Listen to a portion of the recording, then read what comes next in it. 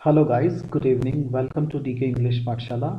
देखिए, आज से हम फिगर्स ऑफ स्पीच यानी जिन्हें पोएटिक डिवाइसेस भी कहते हैं, उनकी एक सीरीज़ शुरू करने जा रहे हैं, जिसमें लगातार एक के बाद एक कुल मिला के 6 वीडियोस पब्लिश होंगे यूट्यूब चैनल पर।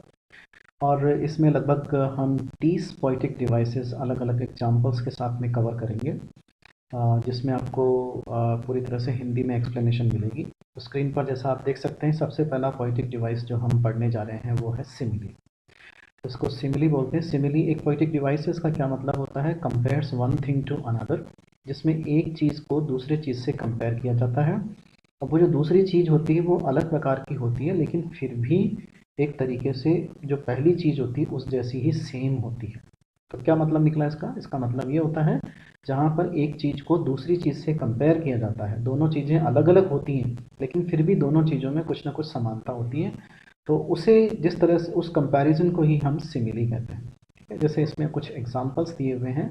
Van pale as a late winter's moon, ये माई मदर एट 66 क्लास 12 के सिलेबस में एक पोएम है, उसमें से ये लाइनें एक्सट्रैक्ट की गई हैं। इसमें एक लेडी के बारे में बात की गई है जो पोएट की मदर है, और उसके फेस की तुलना लेट विंटर्स मून के साथ में की गई है। अब आप देखेंगे तो फेस और मून का कोई लेना देना नहीं है, लेकिन फिर भी उनमें यहाँ पर समानता क्रिएट करने की कोशिश की गई है। सिमिलरिटी क्या है कि जैसे लेट विंटर्स मून फेडेड होता है, पेल होता है, उसी प्रकार से मदर का फेस भी पेल हो चुका है।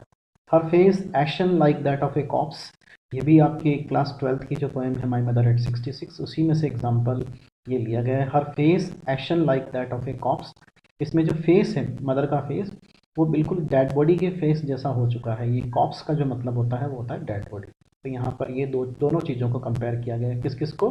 फेस को और कॉप्स को। This world is like a red trap, ये एक तीसरा एग्जाम्पल है। इसमें वर्ल्ड को कंपेयर किया गया है किसके साथ में? रेड ट्रैप के साथ में। तो he fought like a king, he fought like a king, इसमें ही और किंग को कंपैरिजन किया गया है।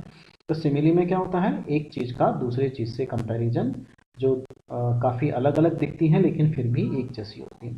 तो इसके और भी एग्जाम्पल हो सकते हैं। जैसे हम एक एग्जाम्पल बनाएं, जैसे she is as thin as a paper. जैसे अब इसमें देखिए, शी की जो कंपैरिजन है वो किया गया है पेपर के साथ में। और जैसे he is as fat fat as a mango. तो ये एक और एग्जांपल हो सकता है जिसमें ही को मैंगो से कंपेयर किया गया है।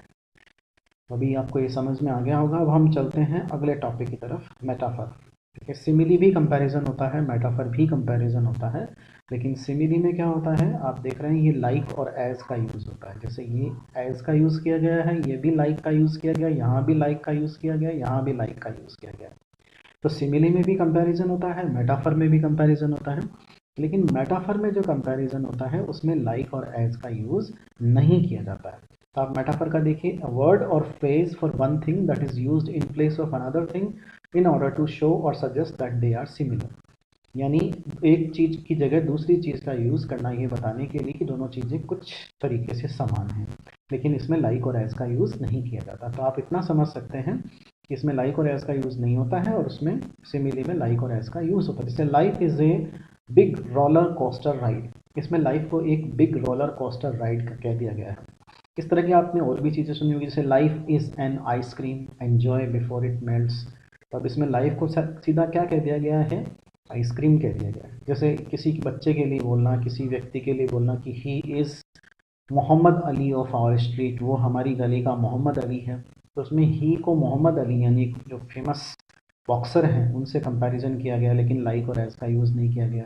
Garbage to them is gold, ये क्लास 12 की एक लेसन है लॉस्ट स्प्रिंग, उसमें से उठाया गया है। गार्बेज को कचरा जो कचरा है, जो उस कचरे को सोना बताया गया है। तो कचरे को डायरेक्ट सोना कह देना, ये भी एक मेटाफर है। He is the big fish, किसी व्यक्ति को बिग फिश बोला जा रहा है, तो ये भी आपका एक मेटाफर है। तो मेटाफर और सिमिली में आपको डिफरेंस समझ में आया होगा।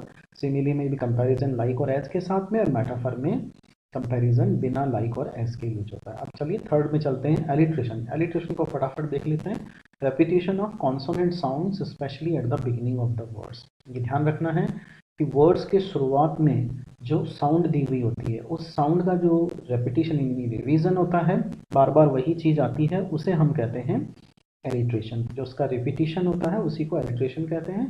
एक तो क्या दो चीज़ें इसमें इंपॉर्टेंट हैं, एक तो वो कॉन्सोनेंट साउंड होनी चाहिए, लेटर से मतलब नहीं है, साउंड कॉन्सोनेंट वाली होनी चाहिए, और दूसरी सबसे बड़ी इंपॉर्टेंट चीज़ है वो बिगिनिंग में दिया हुआ होना, जैसे डोंट ड्रिंक एंड ड्राइव, ये डी और ये डी, इन तीनों को देखिए आप, ये तीनों जो साउंड्स हैं, ये डी साउंड आ रही है जो कि कॉन्सोनेंट साउंड है, वर्ड के बिगिनिंग में दी हुई है, इसलिए ये एलिट्रेशन है। इसमें भी आप देखिए the sea washed their terribly transient feet, ये टोज लिखा है लेकिन फीट होना चाहिए। ये एक पोएम है क्लास 11th में, अ फोटोग्राफ, उसमें से लिया गया टेरिबली ट्रांजिएंट। तो ये टी जो साउंड है, इसमें भी बिगिनिंग में टी साउंड दी हुई है, इसमें भी बिगिनिंग में टी साउंड दी हुई है, तो इन दोनों का जो रिपीटिशन है उसे ही हम एलिट्रेशन कहेंगे। लेकिन आप ये ध्यान रखिए कि ये वाली जो टी साउंड है ये एलिट्रेशन में नहीं आ रही है, क्योंकि इसको हम टी प्रोनाउंस नहीं कर रहे हैं, इसको हम बोल रहे हैं देयर, तो ये द प्रोनाउंस हो रहा है, इसलिए ये एलिट्रेशन का एग्जाम्पल नहीं है। लेकिन ये दोनों की दोनों जो वर्ड्स हैं यहाँ पर एलिट्रेशन है। He saw a spider and snake on the shelf, अब इसमें भी ये एस साउंड, ये एस साउंड और आपके ये एस साउंड, ये एलिट्रेशन क्रिएट कर रही है। लेकिन ये एस एच साउंड जो है ये एलिट्रेशन नहीं क्रिएट कर रही है, क्योंकि इसमें श की साउंड आ रही है। तो होपफुली आपको ये एलिट्रेशन भी क्लियर हो गया होगा। तो आप ये ध्यान रखिए कि एलिट्रेशन के लिए क्या शर्तें हैं, एक तो ये कॉन्सोनेंट साउंड होनी चाहिए, नंबर एक चीज़ तो ये, और नंबर 2 बिगिनिंग में आनी चाहिए। अब चलते हैं रेपिटेशन की तरफ। कुछ बच्चों को लगता है कि रिपीटिशन और एलिट्रेशन एक जैसी बात है, ऐसा नहीं है। रिपीटिशन बिल्कुल अलग होता है और एलिट्रेशन बिल्कुल अलग होता है। एलिट्रेशन जो होता है एक साउंड का रिवीजन है, एक साउंड का रिपीटिशन है, जबकि रिपीटेड जो रिपीटिशन होता है वो रिपीटिशन वर्ड्स का या वर्ड पैटर्न्स का जो रिपीटिशन होता है, बार बार आना होता है वर्ड्स और वर्ड्स पैटर्न का, उसे हम रिपीटिशन कहते हैं। जैसे all she did was smile smile smile, अब ये स्माइल स्माइल एंड स्माइल, ये आपका चूंकि वर्ड रिपीट हो रहा है बार बार, इसलिए ये रिपीटिशन कहलाएगा। Break o break open till they break the turn, अब इसमें ब्रेक ब्रेक ब्रेक ये 3 बार रिपीट हुआ है, इसलिए ये रिपीटिशन का एग्जाम्पल है। I feel happy to see happy people makes other happy, happy happy happy, so this happy happy happy creates repetition. तो बहुत सिंपल है ये तो पढ़ने में। पर्सोनिफिकेशन में चलते हैं।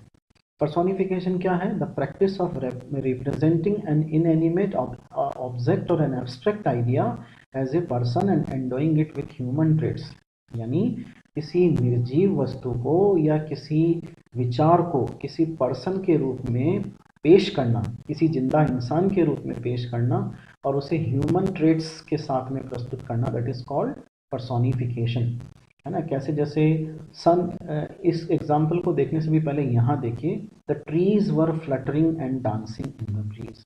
अब इसको अगर आप देखेंगे, ट्रीज जो है, अब वो अगर देखा जाए तो इनएनिमेट ऑब्जेक्ट ही होते हैं, क्योंकि वो अपनी जगह पर स्थिर खड़े रहते हैं, है ना। वैसे तो साइंस में उनको अलाइव माना जाता है, लेकिन वैसे जो है एक तरह से वो हमारे लिए इनएनिमेट ऑब्जेक्ट ही है। तो फ्लटरिंग एंड डांसिंग, अब इनके साथ में फ्लटरिंग और डांसिंग ये ह्यूमन ट्रेट्स हैं जो इनके साथ में जोड़ दिए गए हैं, तो इसको हम बोलेंगे personification. I heard my heart cry at night, अब हार्ट वैसे तो धड़कता है लेकिन वो इनएनिमेट है, यानी उसमें कोई मूवमेंट नहीं हो सकता। इनएनिमेट का मतलब जिसमें मूवमेंट नहीं हो सकता, लेकिन वो साउंड तो करता ही है। लेकिन फिर भी अगर उसको हम इनएनिमेट ऑब्जेक्ट मानते हैं तो क्राई, इट इज़ क्राइंग। तो ये क्राइंग जो एक ऐसा शब्द है जो ह्यूमन क्वालिटी को एसोसिएट करता है, तो इसलिए माई हार्ट इज़ क्राइंग, है ना, my heart is crying, my mind is sleeping. तो ये इस तरह के जो सेंटेंसेस होते हैं ये पर्सोनिफिकेशन की तरफ इशारा करते हैं। जैसे आपने एक पोएम माई मदर एट 66 में भी देखा हुआ, the trees appeared running behind, यानी ट्रीज ऐसा लग रहा जैसे पीछे की तरफ भाग रहे हैं। अब ट्रीज तो इनएनिमेट है, उनमें कोई एक्शन नहीं है, उसमें कोई एनिमेशन नहीं है, लेकिन वो ऐसे प्रतीत हो रहे थे जैसे वो पीछे की तरफ भाग रहे हैं। The sun stretched its golden arms, sun ने अपनी गोल्डन आर्म्स फैलाई, and greeted everyone with his kind smile, और सबका स्वागत किया अपनी काइंड स्माइल के हक में। अब सन हम इसे इनएनिमेट मानते हैं, लेकिन उसने अपनी गोल्डन आर्म्स यानी ह्यूमन ट्रेट्स दिए, इसे हम कहते हैं पर्सोनिफिकेशन। तो ह्यूमन ट्रेट्स दिए कैसे जाते हैं? ह्यूमन ट्रेट्स दिए जाते हैं उसके साथ में कुछ ह्यूमन एक्शन को एसोसिएट किया जाता है। या फिर ह्यूमन पार्ट्स के रूप में उसको दिखाया जाता है। ठीक है, तो इस तरह से ये पर्सोनिफिकेशन का एग्जाम्पल हो गया। तो बाकी जो पोएटिक डिवाइसेस, अगले 5 पोएटिक डिवाइसेस हैं, वो आपको अगले वीडियो में मिलेंगे। Thank you very much for joining. Thank you, have a nice